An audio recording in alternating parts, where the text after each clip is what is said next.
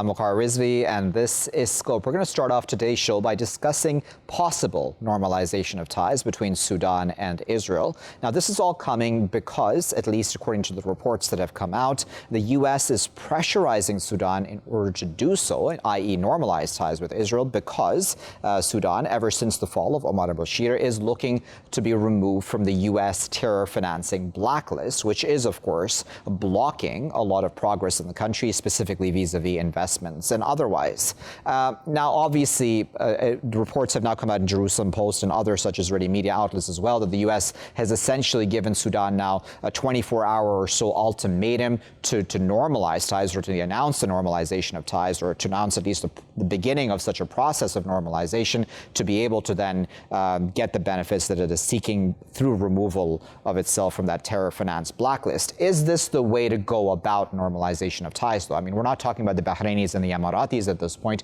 We're talking about the Sudanese, who seemingly not everyone is on board with this normalization of ties, even though in some ways the council, the military council that is partially at least ruling the country and has significant influence there, is seemingly on board. Again, there are mixed messages that way as well. Let's discuss all of that a bit further. We're joined now by Dr. Paul Moorcraft, who is a professor. He's also a security expert and author of Omar al-Bashir and Africa's Longest War. He's joining us today from Guildford in the UK. Joining us this morning from Harrisburg, Pennsylvania, is Joshua Meservey, who is a senior policy analyst for Africa and the Middle East at the Heritage Foundation. And joining us from Jerusalem is Jeff Halper, who is the director of the Israeli Committee Against House Demolitions. Jeff, Joshua, and Paul, thank you to all three of you for your time today. Joshua, let me start with you. What do you make of this way of going about pressuring a country to normalize ties with Israel? I mean, I would think that there are better ways to do this, that it should be more voluntary. Well, it ultimately will be voluntary if the Sudanese decide to normalize. The U.S. can't force Sudan to do this. Now, obviously, the U.S. does have a lot of leverage here.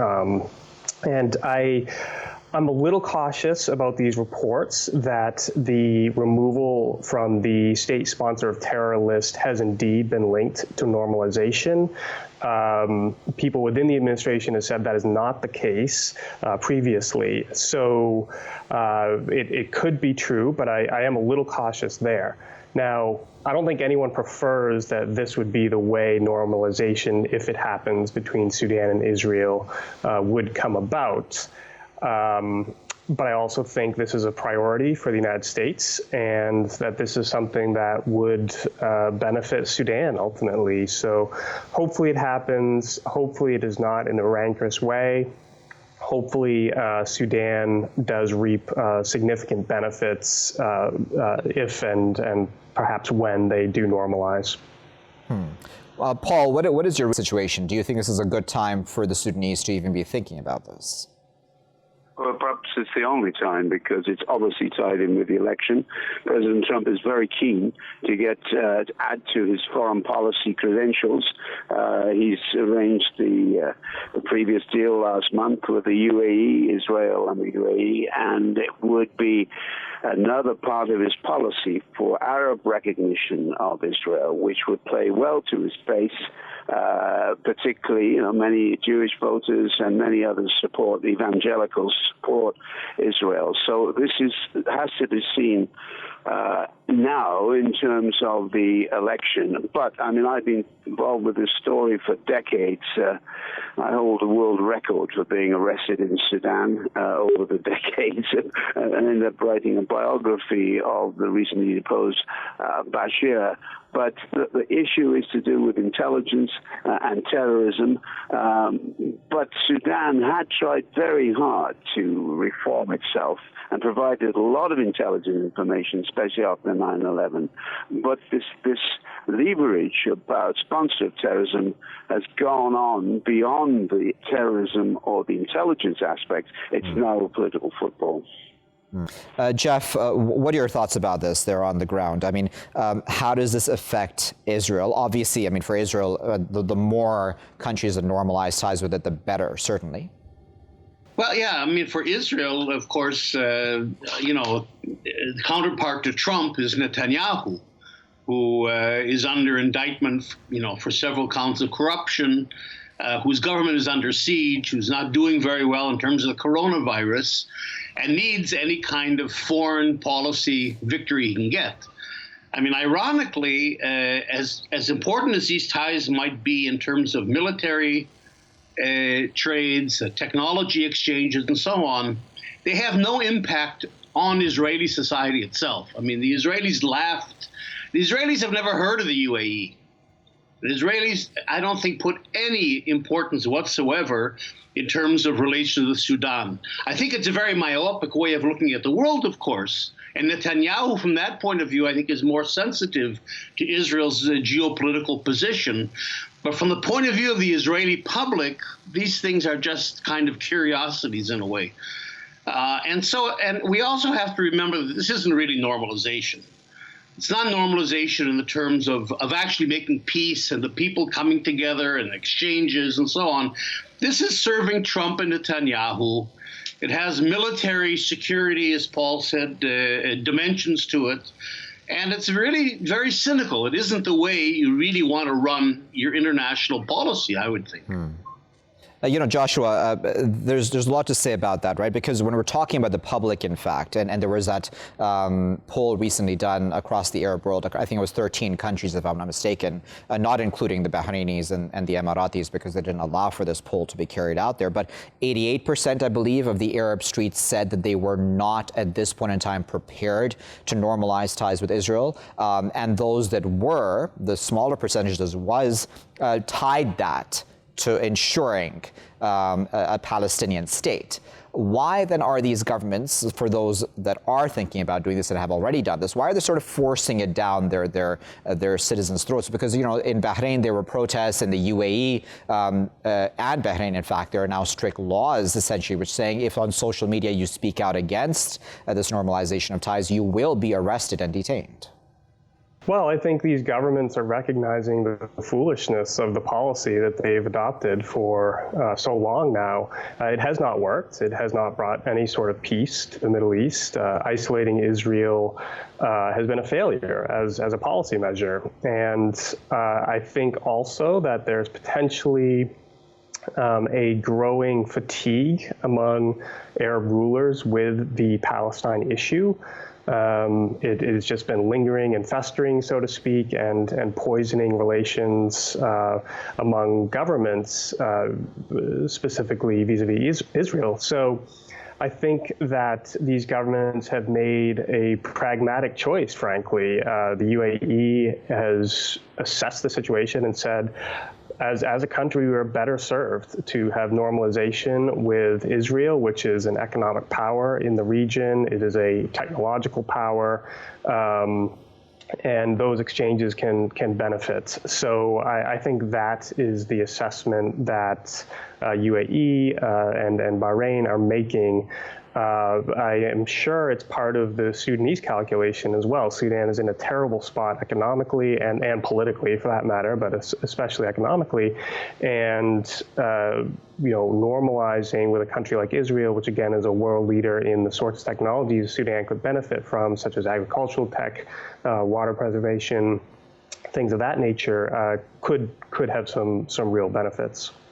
All right, so then, Paul, if I may ask a very blatantly obvious question, would the economic benefits and all these other benefits that we've spoken about, security, intelligence, outweigh the risk to any respective government because the people of those respective countries may not be on board with such normalization at this time?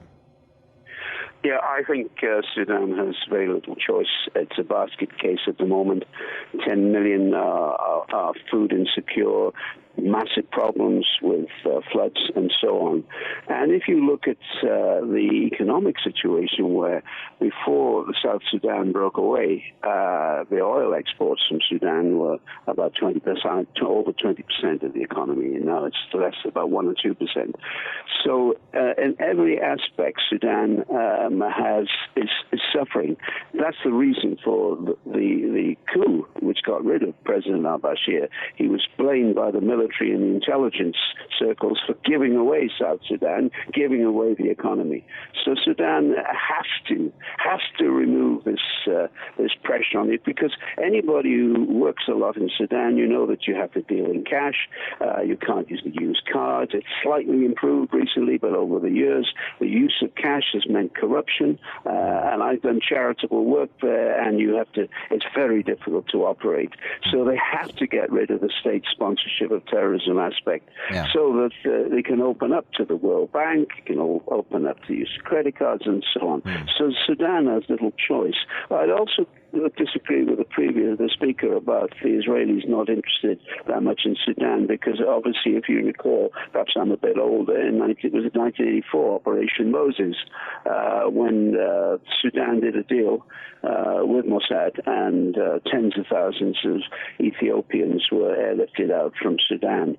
So, I mean, that's one aspect of the relationship. There are complex military relationships, but the main reason is, at the moment, the timing is to do with the Trump election, but Sudan is in desperate need of economic improvement. And also, there's a realignment in the Middle East. All right, so Jeff, of course, let you respond to what Joshua and Paul have there said, but I also wanted to add this on. On the ground, we're now seeing more and more settlements are being announced, right? So the Emiratis and the Bahrainis, at least, had said that, listen, we signed these normalization deals because Israel promised that it would freeze annexation of the West Bank, but then even NGOs within Israel are saying that what essentially is now happening is that Israel is going towards a de facto annexation of the West Bank anyhow.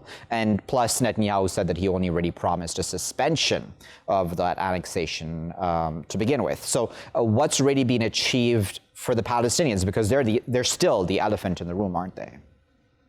Well, that's right. I mean, you can ask the question as well. I mean, it's true that this is a win-win for everybody in a sense, for the Emiratis, for the Sudanese, for Trump, for Netanyahu, for the Israeli economy as well.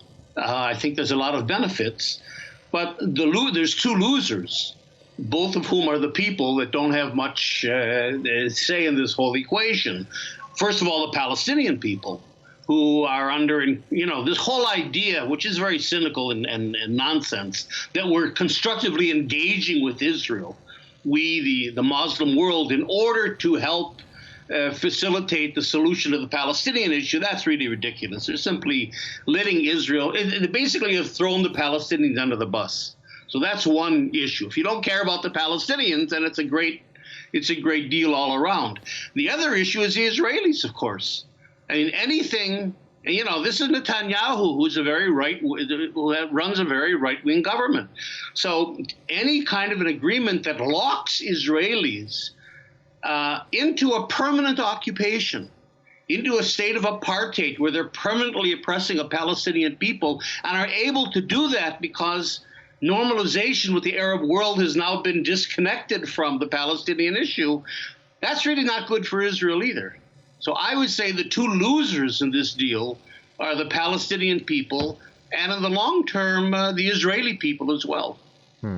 That's an interesting point, isn't it, Joshua? Because, whatever we may think about the Palestinian leadership, right? If we're talking about the people themselves, they're still there. They're still living there, right? And that issue still needs to be resolved. I mean, the people have been asking for their own state for decades upon decades now. And you can't just completely ignore such a huge population of people and expect that situation to magically resolve itself. We all know that the Middle East peace plan as presented by Donald Trump did not satisfy the Palestinians because the Palestinians weren't actually even consulted when it came to that. Yeah, I mean, of course, there has to be a resolution to the Palestinian issue. It remains a terrible problem in that region. But the normalization question, I don't know how it actually really applies here, because it was clear that isolating Israel was not working as a means of solving the Palestinian issue. Now, there are many reasons why the Palestinian issue continues to be such a problem, but again, isolating Israel, trying to remain aloof, not engaging, just simply was not working. So it's not a question of normalizing, and therefore the Palestinians have no hope.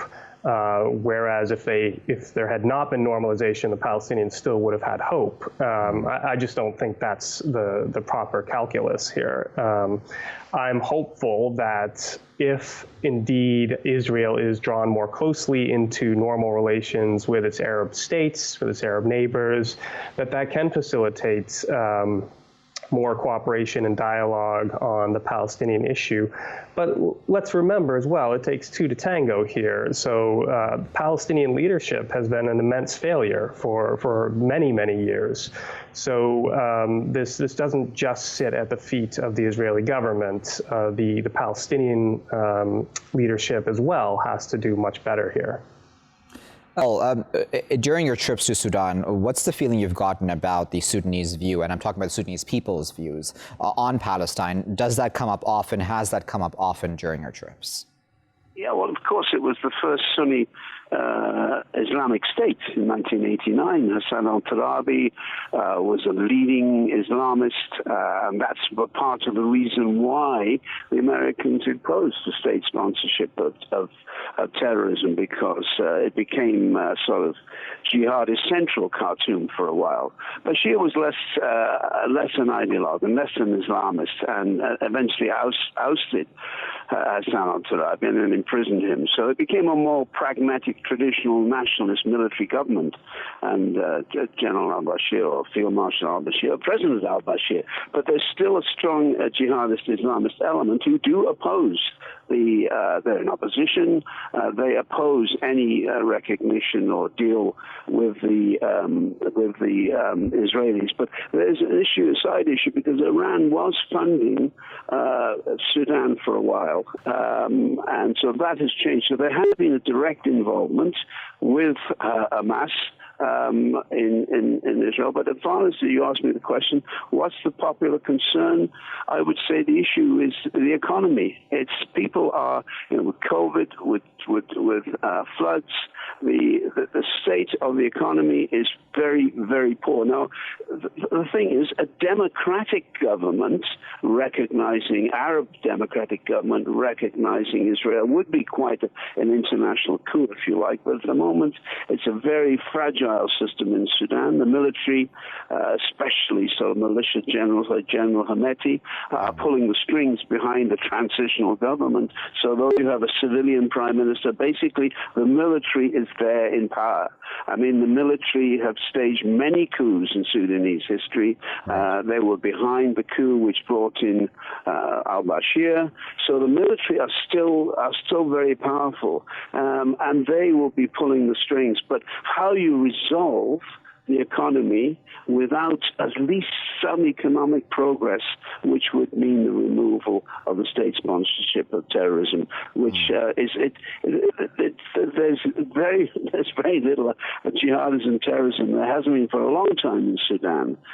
So that has been removed, but now, as I say, it's a political stick, and so there's some opposition in Congress and Senate. So what Trump, going back to my original point, what Donald Trump is doing, he's going to override this pressure in order to get the deal with Israel. And at least by accident, it will help the Sudanese people, I believe. Jeff, that's a very interesting point, right, about democratic countries, right? Countries where you have people voting in their respective governments, right? And the countries that we're talking about right now, those who have already normalized ties and those who may normalize ties, and none of the above are actually proper democracies, right? And of course, I know that there's a whole debate about whether Israel is a democracy or not, but nevertheless, I mean, if, as Israel claims it's the only democracy in the Middle East and it is normalizing ties with the above countries who are not democracies, I mean, is this really a win even in that sense? Because then, the grand macro goals here are always seemingly human rights, freedoms, et cetera, aren't they? Well, I mean, that's kind of the cynicism of it all, that these are governments. You talk about normalizing the governments, and they're not really, in a sense, governments, and they certainly don't represent their people very much. Although Sudan is a little bit different. I'm a political activist, not only an analyst. And so I realize that there's nowhere to go with governments. They're not going to play by the rules of their own game. International law, human rights, diplomacy is cynical, as you can see. And therefore, we have to begin to rely much more on civil society. It's a dull instrument. But, in the Sudan, for example, the reason why Bashir was overthrown was because of civil society. I mean, it's true that the army is behind things and plays the role, but civil society has been very, very, I think, strong in many ways in the Sudan. So it's really it's a political, in other words, it's a political actor that people don't take into account. And the same is true here. You can say that isolating Israel has never been effective. But in fact, the international community should have been engaging with Israel. Israel is violating its own international laws. It's violating the Fourth Geneva Convention. It's violating human rights conventions, and so on. So really what the international community is doing is not isolating Israel. It's letting Israel off the hook. That's the cynicism behind all of this. And that is something that civil society is opposing. Right. So that I think if we, like in South Africa with the anti-apartheid movement, if we can effectively mobilize civil society, that can become an important part of the equation that I think a lot of political analysts leave out of the equation. I'll give you the final word. We just have under a minute left on this issue of the kinds of countries that are choosing to normalize ties with Israel. These are not, as I said to Jeff as well, democracies, right? So we're not actually having a free vote, for example, of people on whether or not this normalization should have even occurred, the people of those respective countries. We don't know what the people of those respective countries actually think. Wouldn't that have been a healthier way to have gone about normalization of ties? Wouldn't that have been longer term, longer lasting, more effective? Yeah, of course. But the reality is there are very few democracies in the Middle East. So it's a very small pool of countries that would even be relevant to this discussion here. So,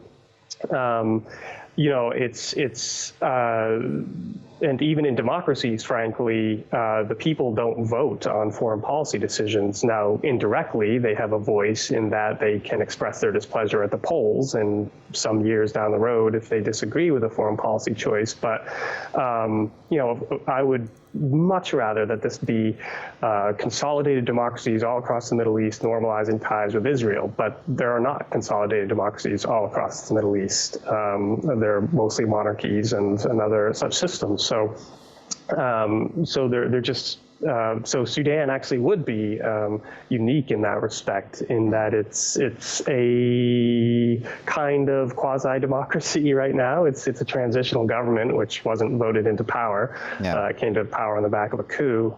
So even Sudan doesn't meet the real democracy standard right now. We'll leave there as a final word, but we do sincerely appreciate all three of our guests for their time today. That was Joshua speaking to us from Harrisburg, Pennsylvania, Paul speaking to us from Guildford in the UK, and Jeff speaking to us, as always, from Jerusalem. We appreciate their expertise because, we were able to have a balanced discussion about whether or not it's a good idea for Sudan to normalize ties with Israel. Certainly, there are economic benefits, and no one's denying that. But over here, the elephant in the room, as I put to our guests as well, are the Palestinians, because all of the above countries that are normalizing ties with Israel continue to say that they're doing this while keeping the Palestinians in mind, that they're doing this in some way, in fact, for the benefit of Palestinians, for the benefit of peace. But why aren't they just coming out openly and saying they're doing it simply for their own national economic interests? Why even tie this to the Palestinian issue when we're really honestly, we all know that this doesn't have anything to do with Palestinians in many ways, and the Palestinian leadership, yes, has a lot to answer for regarding its failings over the years, and that's an undeniable fact, but that they need to pick up where the others have left them off now, and they need to pick up and figure out how to then stand up for themselves in a fashion where then peace talks or justice or whatever it is that they're seeking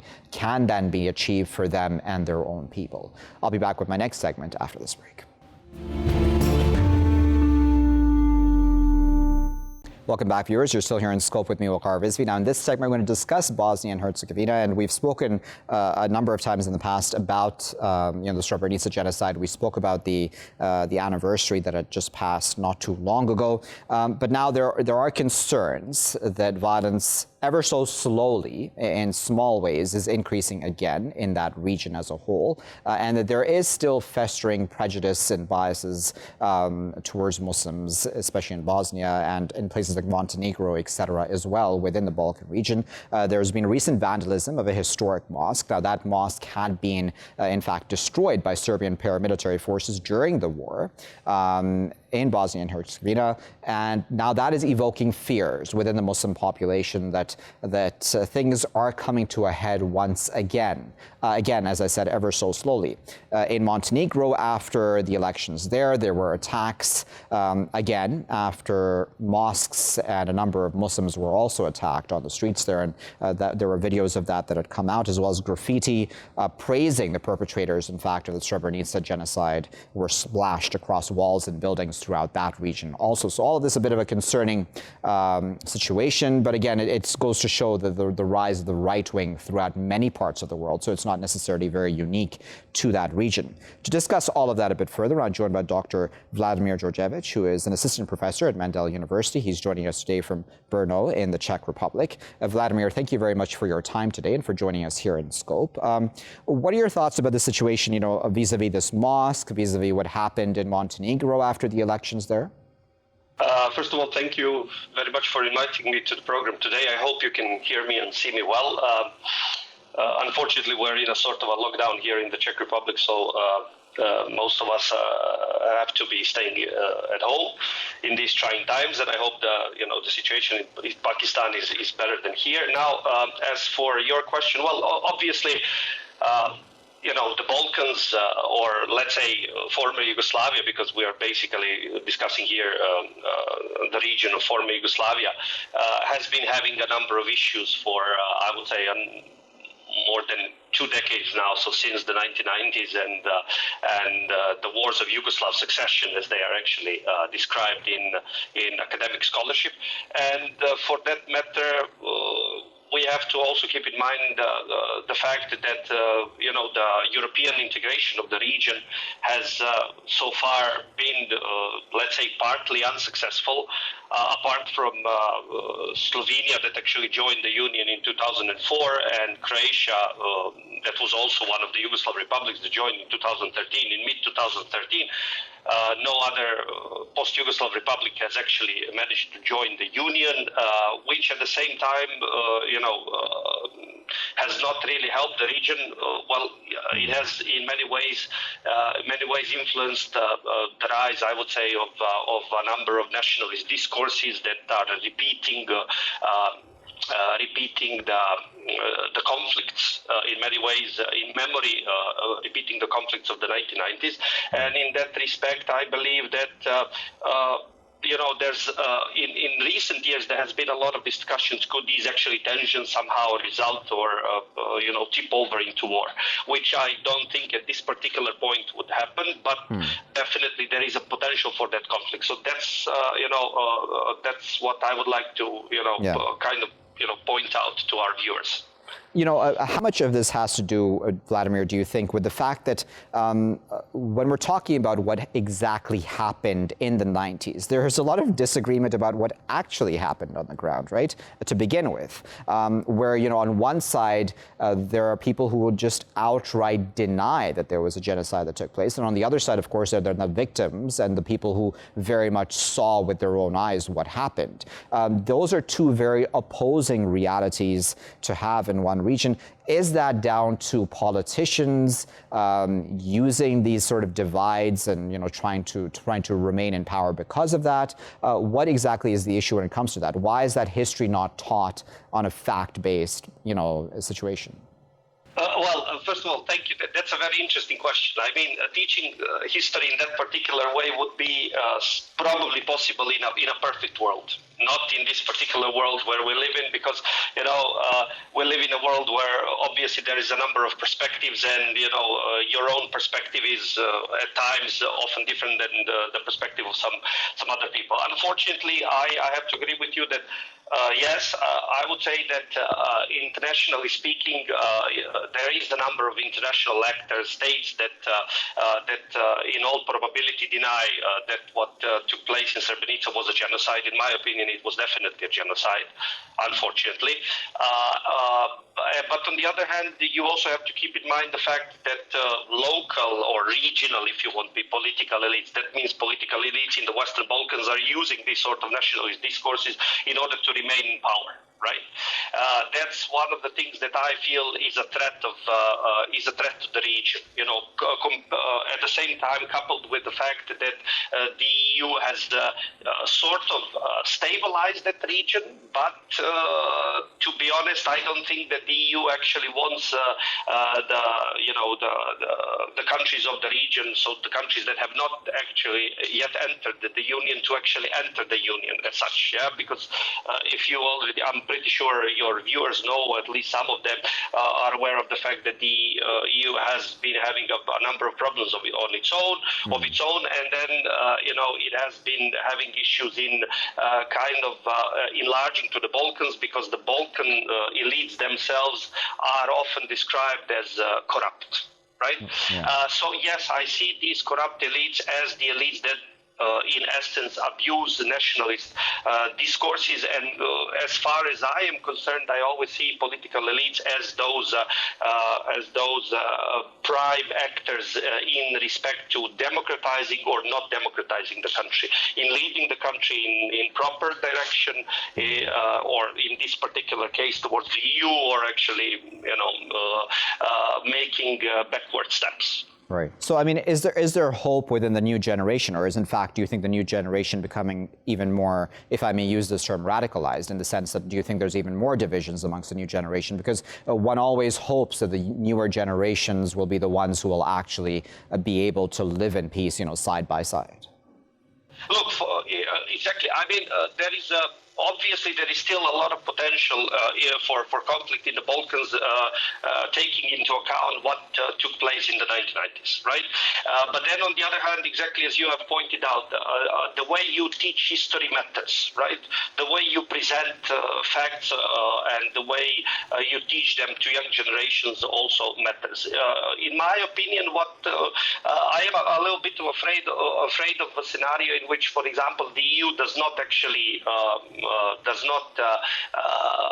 allow the countries in the Western Balkans, so the countries that have not still entered the Union, to kind of move closer to the Union membership, and which at the same time means that those nationalist elites in the Balkans would actually grow stronger, right? And if they grow actually stronger, then there is much more potential for conflict to happen, and obviously there is much more potential for these nationalist discourses to kind of, if I may use that word, spoil the youth, right? And this is, I would say, one of the prime problems in the Balkans, apart from a number of other issues, such as, for example, the relatively bad economic situation, relatively, I would say, high influence of the so-called veto players in European integrations, such as, for example, tycoons who actually influence the political elites and so on and so forth. Right. Let's talk about the economic situation then, because, we are in this, global pandemic still, and it's affecting all of us individually in some fashion, economically, certainly. All of our countries are hurting. It actually makes sense, doesn't it? This is a good time to, in fact, come together, right, with people side by side and work together, in fact, to build up our respective economies together, because, in fact, having divisions is actually bad for the economy, isn't it?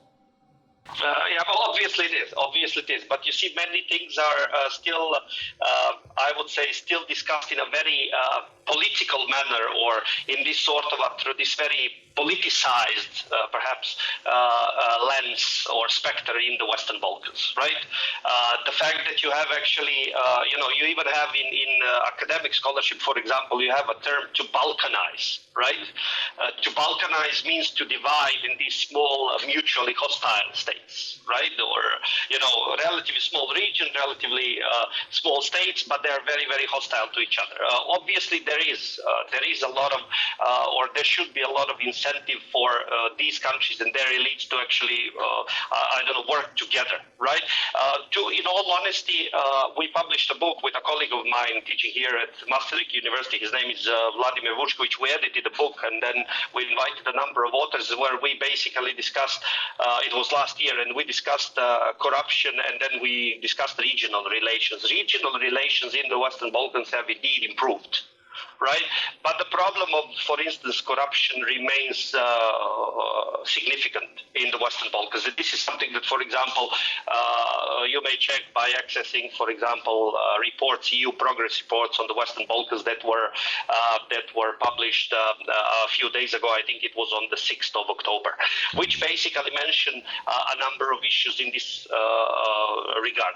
Take into account now the fact that we have a COVID crisis, and the fact that this COVID crisis has also chiefly influenced the European Union, which is also the main trading partner for these countries, for the countries of the Western Balkans. Obviously, the situation is quite complicated in this regard.